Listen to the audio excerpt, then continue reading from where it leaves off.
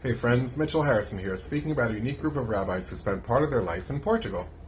Abraham ben Shmuel Zacut, Abraham Zacuto, is one of my favorites. It's not every day that a Sephardic rabbi gets named after him not one, but two craters on the surface of our moon, named after the rabbi, Ibn Ezra and Zagut.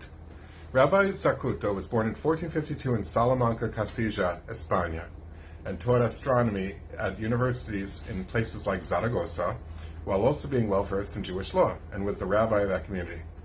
With the Catholic monarchs of Spain issuing the 1492 Alhambra decree ordering the expulsion of the Jews, Zacuto took refuge in Lisbon, Portugal.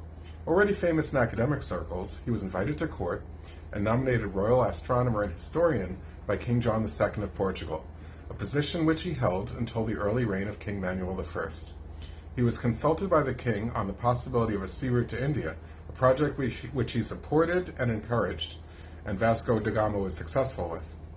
Some rabbis have day jobs. Reb Ibn Zacuto's was most interesting as he was an astrologer and astronomer whose work was well remunerated and known across royal courts all over Europe.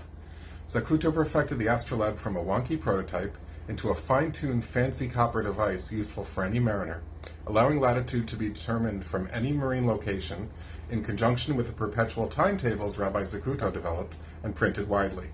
Incidentally, this book of astronomy was one of the 13 out of the first 30 books ever printed in Portugal that were not printed in the Hebrew language.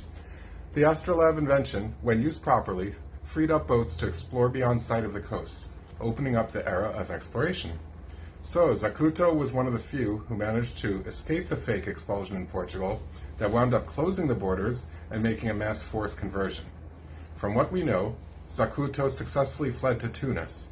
In 1504, while in Tunisia, Abraham Zacuto wrote a history of the Jewish people, Sefer Yuchasin, starting with the creation of the world and going to 1500, and several other astrological treatises.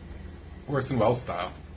The history was highly regarded and was reprinted in Krakow in 1581, in Amsterdam in 1717, and in Königsberg in 1857, while a complete uncensored edition was published by Heschel Filipowski in London in 1857. Zacuto then either passed in Jerusalem in 1515 or lived on in Damascus after another several years until around 1520. Thank you for learning with me, Mitchell Harrison, about the amazing life and times of Abraham Zacuto.